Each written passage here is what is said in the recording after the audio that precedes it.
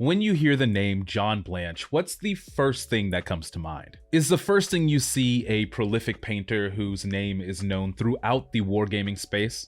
Is it of the incredibly unique artwork that has set the foundations for what grimdark is supposed to be?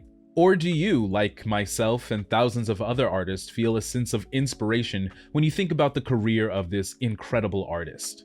Regardless of how you got into Warhammer or wargaming as a whole, John Blanche has probably been a part of your journey. I am a big advocate of paying homage to the people who have come before you in a community, the people who have helped build up that community. So I was pleasantly surprised when a couple of months ago, the army painter reached out to me and told me that they were doing just that for John Blanche. So with the help of the legendary John Blanche, the army painter team has developed 2 new sets of paint that match that grimdark Blanchitsu style. And they were kind enough to send both of these volumes out for me to try.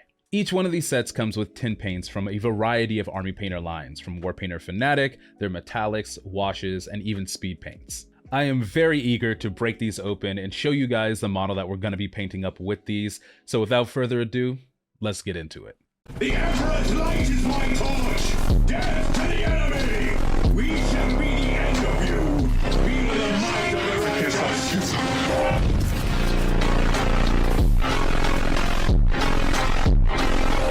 For the Emperor!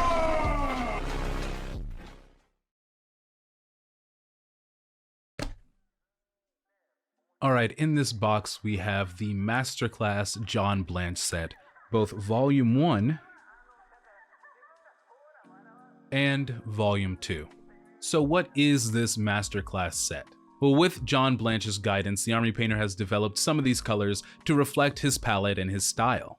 There are a mix of the army painter war paints in here, some shades, some metallics, and even some of their speed paints. And a lot of these colors even fit within their existing triad system. That way, if you get this paint set and you're not trying to paint in the Blanchitsu style, you can seamlessly integrate them into the rest of your paints. This is also supposed to be the collector's quality packaging with bespoke art by John Blanche. Let's go ahead and open these up and take a full look.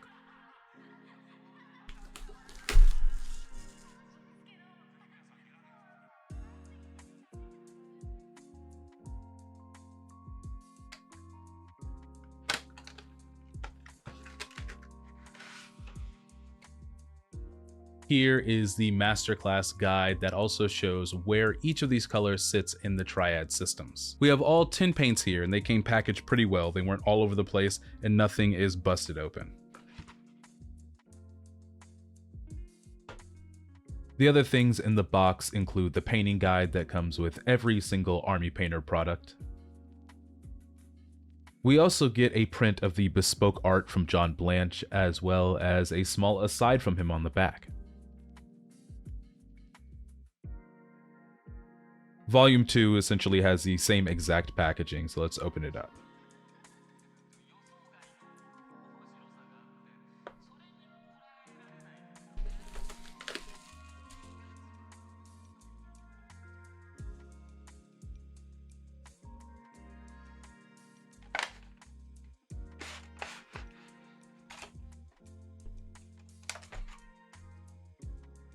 And in the second volume, you have the same things that come in the first, just different paints. And each bottle that was developed with the help of John Blanche also has his signature. I think everyone in their painting journey at some point comes upon a piece of John Blanche art that really does inspire them. I had definitely seen his work before I started painting when I was just into the lore of Warhammer. And one of the pieces that really drew me into this world that got me so obsessed with it was his painting of Jagatai Khan. Jagatai is already such a cool and drippy Primarch, and to see him in that style was breathtaking. In a lot of Warhammer art, they feature large, bulky Space Marines, so to see this picture with this very angular Primarch that's all curves was very cool to see. So in honor of that piece, we're going to be painting up a white scar with this paint set using a similar color palette. Let's take a look at some of the paints from these sets that we might use. This Moonbeam Yellow immediately jumped out at me because the yellows in John Blanche's artwork are very prolific. Holding to the name, Grim Dark Art has a lot of dark colors, and this Emperor Gold is just the perfect, rich, deep gold copper that I've been looking for. I didn't realize at first that this Sunburst Ochre was actually a part of the Yellows triad, but looking at it now, it's going to be a perfect addition to doing any non-metallic metal. I'm not painting the face of the model in this video, but I did use the Ruddy Terra as the base coat for it. It doesn't sit within any of the triads, but I will kind of pair it with any of my skin colors from the Army Painter. This is the only effect paint that we get in either set. It's a more orangey rust than I've seen, but I think that's going to really fit into this palette. Here is the model that we're going to be working with, a White Scars Legion Praetor and Cataphractii Terminator armor. The box art for this is a little too clean, so we're going to grime it up a bit. Here he is, built and primed. This wasn't a terrible resin kit to work with, but I did have to use some green stuff to fill in a gap around the ruff of the Cyber Eagle. So I'm going to start out basing all of the white armor in the Sunburst Ochre. And I'm doing this for two different reasons. One, to kind of test the coverage of the ivory white that comes in this set, and two, to give the armor a very warm tone. I start out by applying some pretty thin coats of this Sunburst Ochre and build them up. I know that that white is going to require a lot of coverage and probably a lot of coats itself, so I want to start off and have something smooth to work on.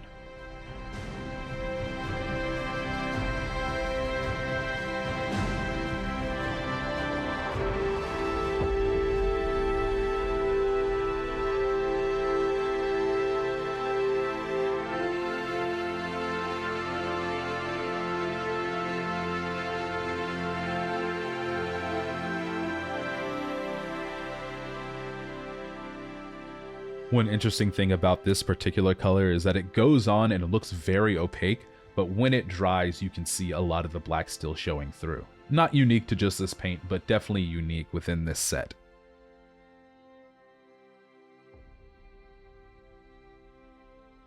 And after about 3 coats of this Sunburst Ochre, we have everything based.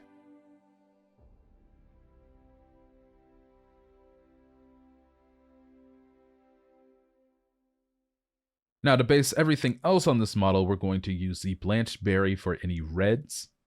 We're going to use this warmer brown, this Banshee brown for the Cyber Eagle and any leather. The Ironclad Gray will be used for the ruff under the pauldrons. And then any golds on the model will base in Emperor Gold, any silvers in the heavy metal.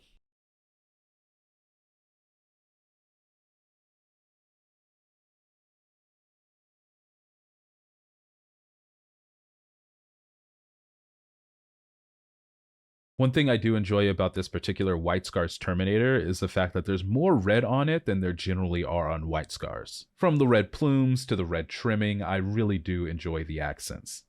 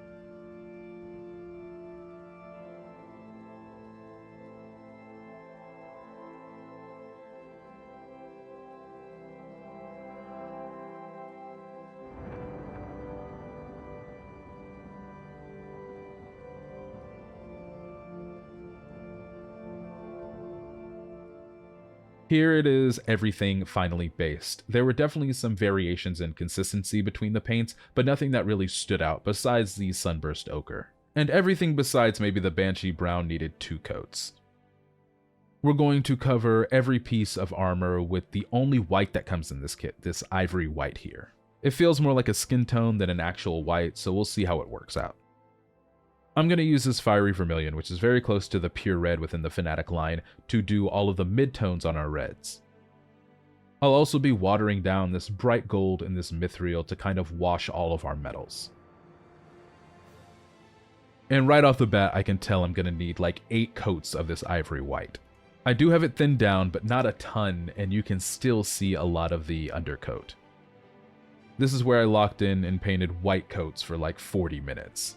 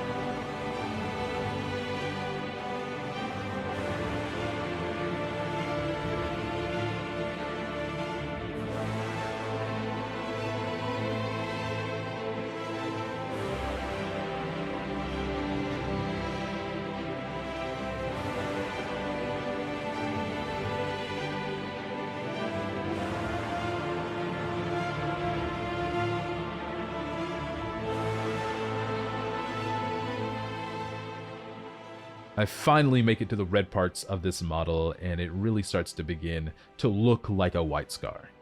The fiery vermilion is very bright, and it has excellent coverage. I maybe needed 2 coats to get full coverage using it.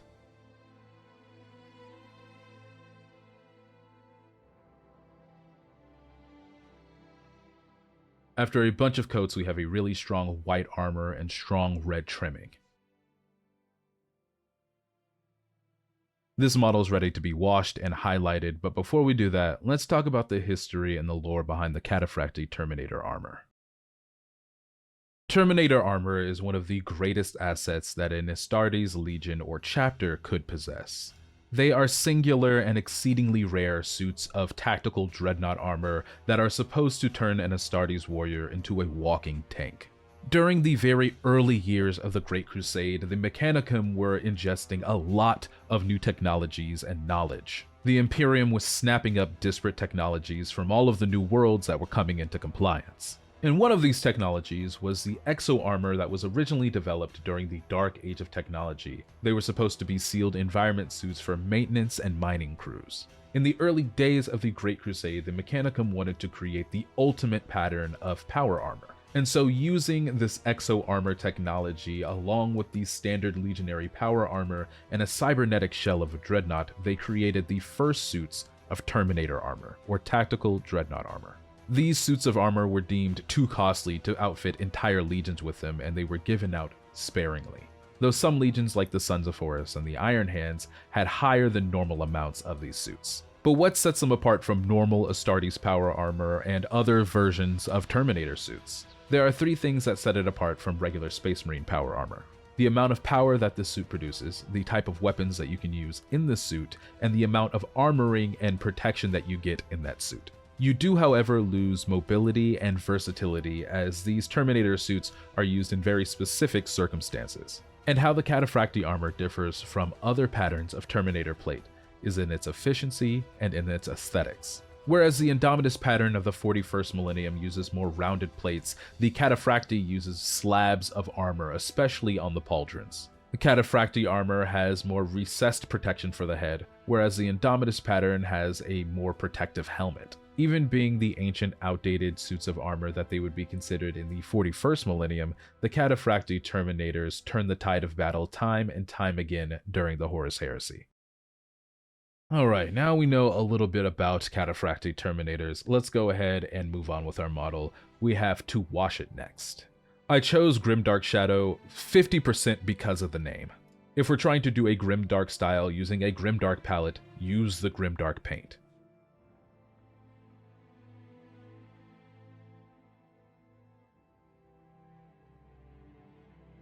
I really did love this green-black wash. It not only flowed well and dried quickly, but it also really made the white plates more readable on the model.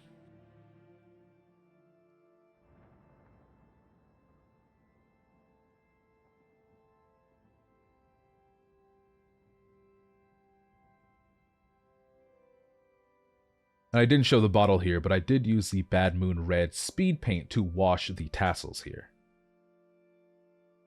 Here's our boy all washed. He looks grimy, he looks gritty, he looks like he just came from the battlefield, and that's exactly what we were aiming for. The wash also helped to smooth out a lot of the texture in the base paints. Next, we're going to get that effect paint, the Grim Rust, and we're going to put it on a few of the bolts and maybe in the creases of some of the armor. There isn't just dirt and grime that should accumulate on these warriors, but also just the aging of their material. And rust is a great way to show that.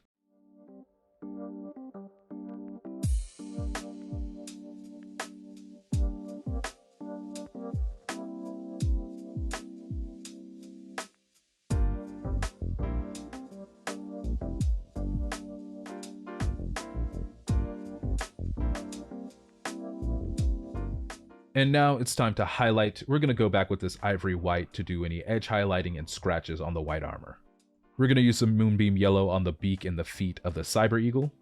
The Fiery Vermilion will be used for all the red areas. And then I'm going to use the Darkness for any paint chipping. We'll top highlight any metallics with this Bright Gold and Mithril. We'll just go along this model with the ivory white, making any scratches or blemishes that might occur in battle.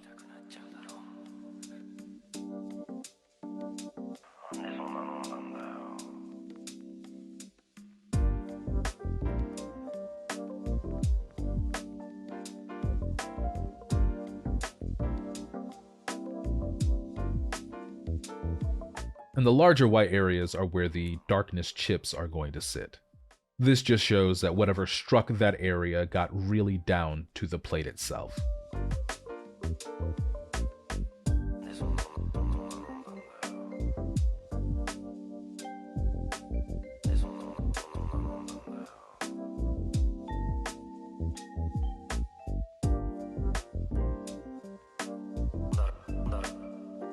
Initially, I was just going to use the Vermilion Red as the highlight for any reds, but it wasn't really showing up, so I mixed in some of that Moonbeam Yellow to create this orange for the highlights.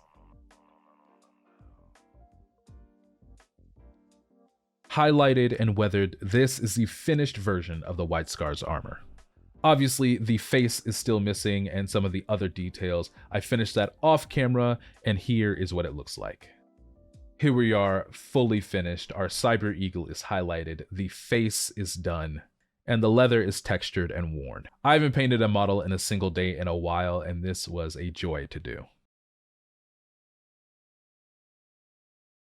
Alright, you've seen the paints, you've seen what they can produce, so let me give you my opinions on working with them. First and foremost, I want to reiterate that I'm super glad that they decided to integrate some of these colors into the already existing triads. One of the things I love about the Army Painter is how easy they try to make understanding paints for beginners. And so although this is a Masterclass set, it isn't exclusively for Masters. I really do feel as if they accomplished two major things with this line. Not only were they able to get a set of paints that really do match John Blanche's style, but they also managed to fill in some gaps in their own existing line with them. The first two that pop to mind are the Banshee Brown and the Sunburst Ochre. And the unexpected delight of the entire set was actually the Grimdark Shadow, which I didn't anticipate. I've really been trying lately not to use washes as a crutch and really develop my own shadows and highlights. But washes are a tool just like anything else, and it really did make my White Scar look grim-dark. It wasn't too saturated, it was a really good color, and it flowed well and dried quickly.